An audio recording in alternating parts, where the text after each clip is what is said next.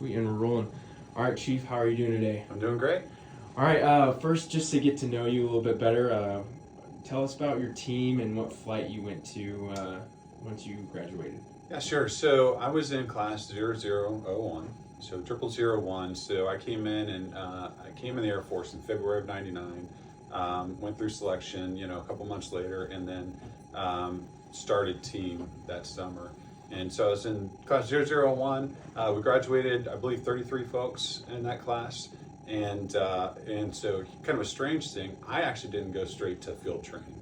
Our class, they were kind of doing a little bit of an experiment, and they wanted to see if they could put 3 levels in other courses and see if they could just be fine. So I actually went to water survival here at Fairchild initially. And so there were 2 of us that went to water survival here. I think 2 or 3 that went down to Pensacola when we still had that. A few of us went to RT, and then the vast majority went to field training. And so we went over to water survival, and it was fine. They trained us like they would train us anywhere else, and we taught water survival. I was only there for about a year, and it was fine, but it was not what I wanted to do. I came into career field to do field training, right? And so what was great is about a year into it, the chief of the 22nd or the 66 at the time, where water survival fell under, he had came to visit us over at water survival and just asked, like, how's it going? And I was like, it's going good, Chief. And he's like, don't lie to me. Like, how do you like it over here? I was like, water survival was great. I just don't want to do it right now. I came in to do field training, and the next week I was in field training. And so I was in Bravo flight. And so I did about 3.5 years in Bravo flight. And it was a phenomenal flight. I eventually came back as a Master Sergeant and was the flight chief of Bravo flight 7 years later. So that's where I got started. Very cool. So from working at Bravo Flight as a young airman, how did your career progress from there, and to include being the Master Sergeant over at Bravo Flight as a flight chief? Yeah, absolutely. So Bravo Flight was great. We had a great flight. We had great flight chiefs. Dave Zabel was my first flight chief. He was phenomenal. And then Matt Mangold came in and was the flight chief after him. He was awesome, and learned a lot under him. And then Marty Richards came in and was my third flight chief there, and was also phenomenal. And I went on to work with them later on, especially as they were contractors. And they, Marty Richards has just been a guy I looked up to forever, and all those guys. So I left Bravo Flight, and I actually deployed out of Bravo Flight. So 9/11 happened.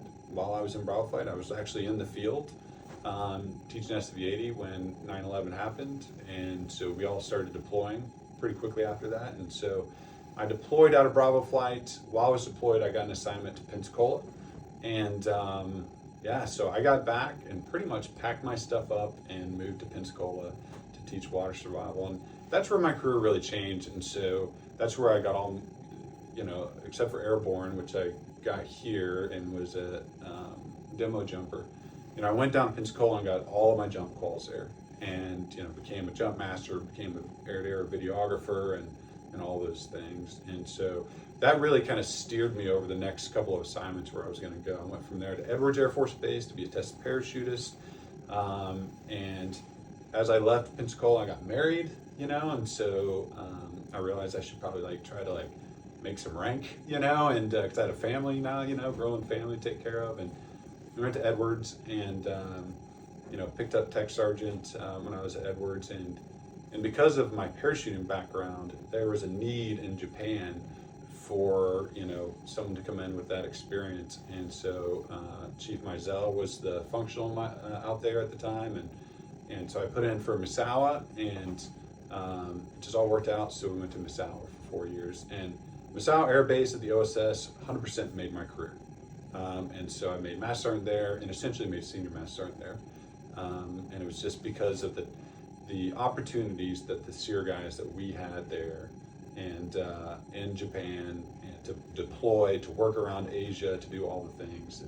And so that's where my career, I feel like, really kind of took off, and I was really taken care of there by some really great senior NCOs and chiefs. John Mizell was a phenomenal mentor while we're out there. And yeah, there, came back to Fairchild, and that's when I was a Master Sergeant coming back to Fairchild. I got a line number pretty much when I first got here to senior, and so they're like, let's put you on a flight, and so I got Bravo flight again, which was absolutely phenomenal, and best job I've had in the Air Force was flight chief of Bravo flight, for sure. And so that was great. I deployed for a time, came back, and I had senior on, so I was FT superintendent for a while, and then from there, I went to PACAF, and I was a SrA functional manager at PACAF, made chief, and then I went up to Indo-PACOM, and so I was helping run the PR program there at Indo-PACOM. I was the J3 senior enlisted advisor up there as well for the 2-star. So from there, that's where I stepped out of the career field, and so it was just an opportunity at the time in the career field.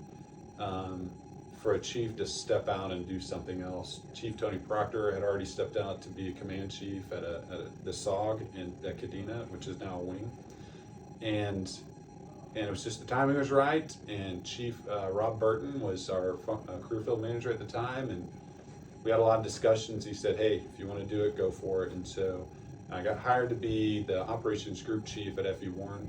So for nuclear ICBMs. Nothing to do with SrA, so that was a learning curve, but it was a huge broadening experience. I got hired for operations group chief at Milton Hall Air Force Base, and so I was there at Milton Hall. And then out of there, I was hired to be a command chief. So that kind of brings us to today. And then 2 years later, I'm retiring. So Awesome. Yeah. So as far as being a SrA specialist now for 26 years, you've seen some change. What's the biggest change you've seen from back then till now? Yeah, I think operationalizing what a SrA specialist does outside of Fairchild. And so when I came in, we had guys who were going out, and they were doing the OSS mission.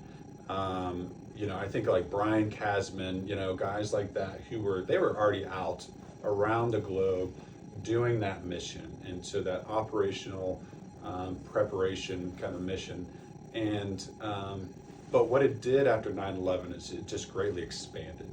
And what the Air Force saw and what the Joint Force saw was a need to prepare their people who are at a higher risk of isolation, which more and more people were becoming a higher risk of isolation in Afghanistan and Iraq. And so the need just grew, and so there were more positions open up at the Operation Support Squadrons. There are more joint positions that were opening up. The SOF community was bringing us into more of their spaces. And so it just expanded our role operationally. We always had that bedrock of prepare the warfighter, the high risk of isolation people.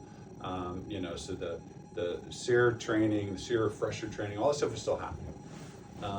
But what we saw is our roles in combined air operations, squadrons, and siege of SOTFs and siege of SOACs, and these other ops centers, and more of a planning, execution of PR, and then the reintegration was just got bigger and bigger. And so, which why I didn't spend a whole lot of time at Fairchild, because that was just such a cool environment to be in.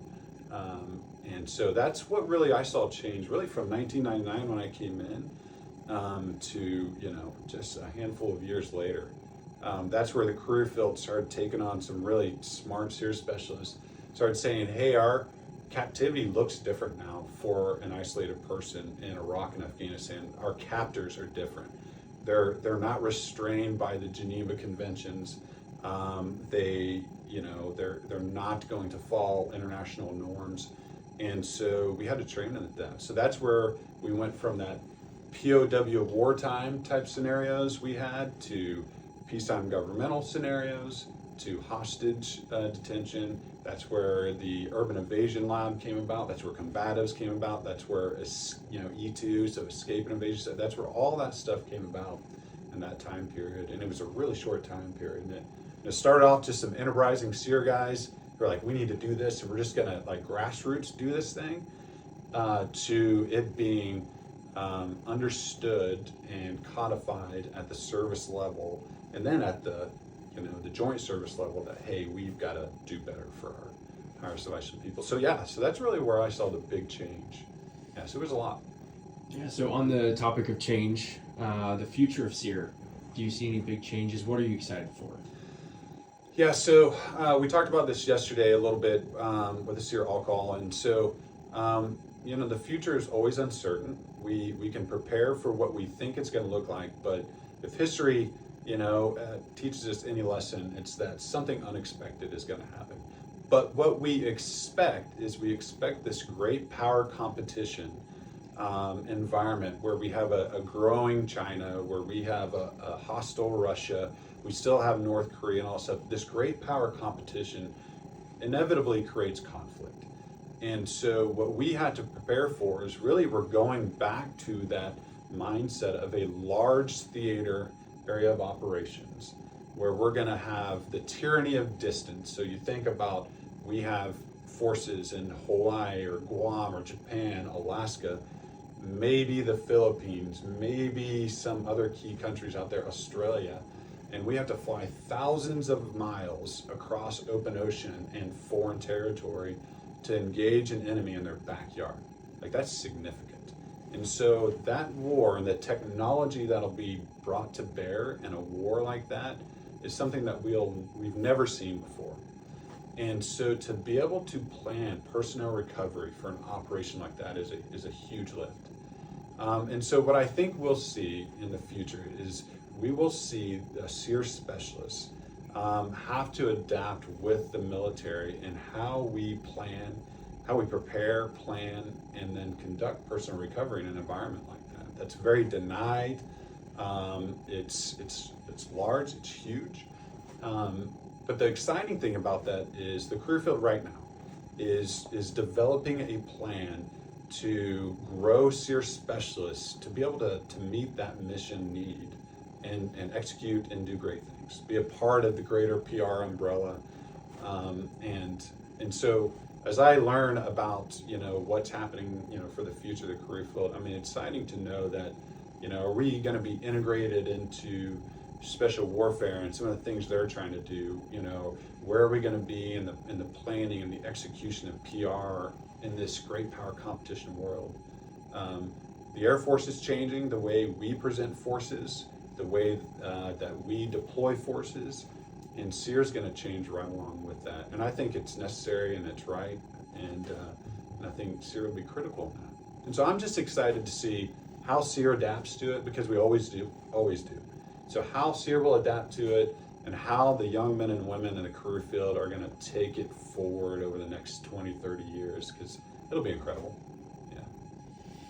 Awesome.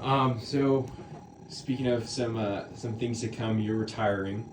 I am. So what's your big plan now that you're gonna have some free time on your hands? Yeah, so initially I'm not gonna do shit, and so it's gonna be great. So I'm just gonna chill out and relax with my family, and so which is something that the military is a busy career, and it's been great and loved it, and but ready to kind of sit down and relax for a minute, drink some whiskey on the back porch, and get you some horses to ride with your new rifle. Yeah, man. Yeah, so go shooting some guns and all that stuff. So my two girls are out of the house. My son's in high school, and so so just have that little bit of time with him, and so we're gonna relax. We're gonna enjoy life, but continue to do the things that we love to do. We're outdoors people, of course, and so we'll continue to go camping, fishing, hunting, and all that stuff. I'll eventually, start working again, and I will stay around the defense kind of industry, because that's where my passion is supporting the warfighter, and so we have some plans to do that. But yeah, relax is high on the list. Well deserved. So Chief, final question for you. As far as what SrA specialists are doing in the world, a lot of us don't totally know everything that's going on. Yeah. And you have some insight on that. Yeah, so I think it's important for everyone to know out there, and so whether, you retired in the 60s, the 70s, the 80s, or you're retiring this year, is that we have SrA specialists in all corners of the globe, and they're doing incredible things. So they're out there doing the baseline SrA mission, but they're also supporting their units in ways that we would never have thought of. And so when we talk about projecting our force out to the world, so kind of planting the American flag around the world and showing that, like, hey, we're here to support this country or your country or this operation. SrA Specials are out there doing that now, and so they're going to Norway and they're doing soft exercises with NATO countries.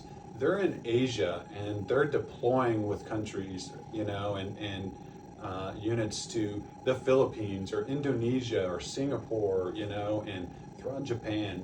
You'll find them in Africa doing work that we'll probably never talk about because of the nature of that work, but they're out there doing these things. And so we're foundationally, it's SrA. It's the greater PR work that needs to be done with people from governmental agencies to NGOs to partners and allies. And I think it's really important for us to understand that where we've come from as a survival school way back in the 60s and teaching that core survival stuff, and then growing that into a bigger SrA knowledge base and giving that to people who are high risk of isolation, to where we are now is just absolutely phenomenal. But our men and women are out there every single day across the globe doing things that we would have never thought of. But at the end of the day, what they're doing is they're projecting American power, and they're projecting military presence. They are making partnerships in places where we would never thought of, so that when we do go to war, we have those partnerships with those folks in other countries all around the world. And so I think it's just important for everyone to realize that we're the core of this is here in Washington at Fairchild and at the SrA School and some of our other key places. Man, we're everywhere and we're doing phenomenal things. And so I think each and every one of us, the past, present, future, should be really proud of that. Awesome. Well, thank you for your time, Chief. Absolutely. Yeah. Thanks, Appreciate it. guys.